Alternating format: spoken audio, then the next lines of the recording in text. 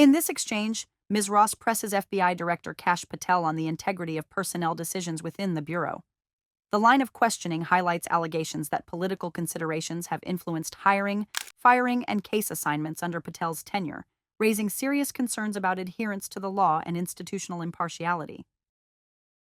Thank you, Mr. Chairman. And Director Patel, I'm glad that I'm going a little out of order here because I'm going to pursue some of the things that you were just talking to Mr. Fry about and remind you about your confirmation hearing.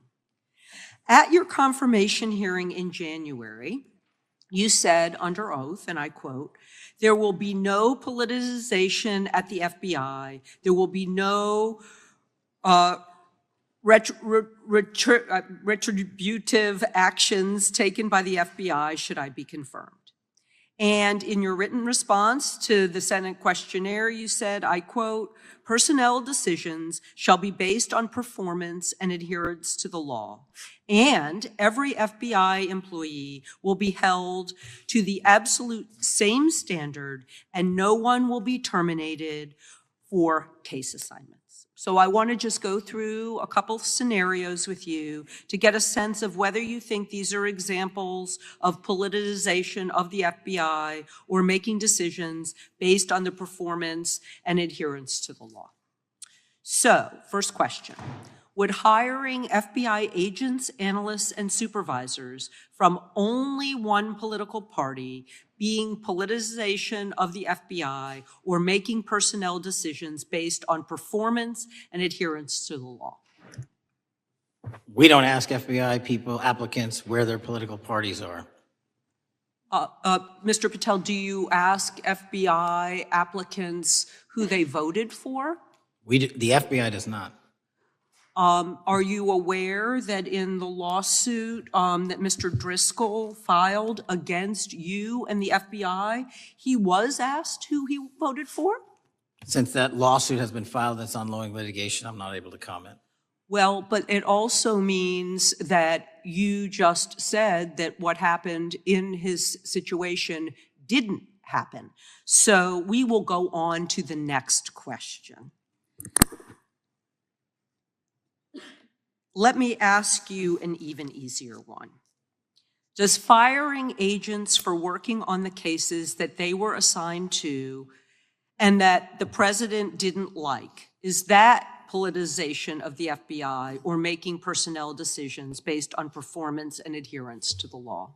The FBI doesn't terminate anyone based on case assignments alone.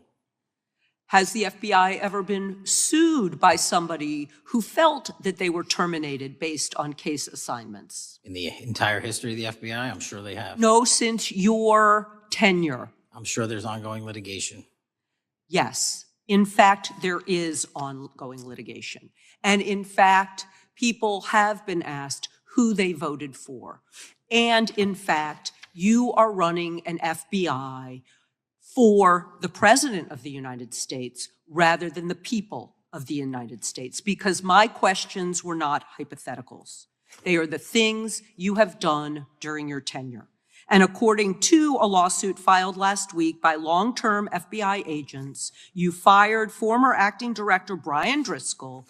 He had served with the Bureau for nearly 20 years, earned a Medal of Honor, Medal of Valor for bravery during the dangerous ISIS raid, and had a wealth of crisis response experience and led the FBI's critical incident response group. When the Trump administrations interviewed Mr. Driscoll for that role, they interrogated him about his political leanings and who he voted for in the last 5 elections. Questions Mr. Driscoll refused to answer because those types of questions impermissibly politicized the FBI. You also fired Steve Jensen, who served the FBI for nearly 2 decades and ran critical terrorism, counterintelligence, and organized crime operations, whom you once described as embodying what the American public demands of the FBI. But he was fired because he took part in investigating crimes committed on January 6th. And Trump's MAGA base lambasted you online for keeping him at the FBI. So he's no longer at the FBI. You also fired a decorated combat veteran with decades of experience in the Bureau, Special Agent Walter Jardia, because he worked on the investigation into the Russian interference in the 2016 presidential election and helped investigate Trump's ally, Peter Navarro. Director Patel, it is very clear that you have flunked your own test. You've put saving your job, which I actually believe you were being honest about during your confirmation hearings, over doing what's right for the FBI and the American people. That is not adherence to the law. Thank you, and I yield back. This exchange between Ms. Ross and Director Patel brings into sharp focus the pressing issue of politicization within the FBI and the broader implications for American law enforcement credibility. Ross's questions are not merely procedural. They probe whether loyalty to political leaders is being prioritized over duty to the law and whether career officials are judged by partisan alignment rather than merit. By invoking Patel's own confirmation statements under oath, she frames the discussion around promises of impartiality, adherence to legal standards, and fairness in personnel decisions, directly contrasting these commitments with the actions alleged in ongoing lawsuits. This approach forces a public comparison between what was pledged at confirmation and what appears to have transpired during Patel's tenure, highlighting potential discrepancies that threaten institutional integrity. The examples Ross cites, firing long-serving decorated agents such as Brian Driscoll, Steve Jensen, and Walter Jardia, underscore the seriousness of these allegations. These are not hypothetical cases. They involve agents with decades of experience, medals for valor, and leadership in critical counterterrorism, counterintelligence, and national security operations. Each case raises questions about whether politically sensitive investigations, particularly those touching on January 6th, the prior administration, or high-profile political allies, influenced personnel decisions. Ross emphasizes a fundamental principle. The credibility of law enforcement depends on consistent, nonpartisan treatment of employees and cases. When high-performing agents are removed due to political considerations rather than merit, it sends a chilling signal that loyalty may outweigh competence, eroding morale and public trust. Ross also spotlights systemic concerns. Allegations that political leanings were interrogated during interviews or evaluations suggest a risk of embedding partisanship within the Bureau's culture.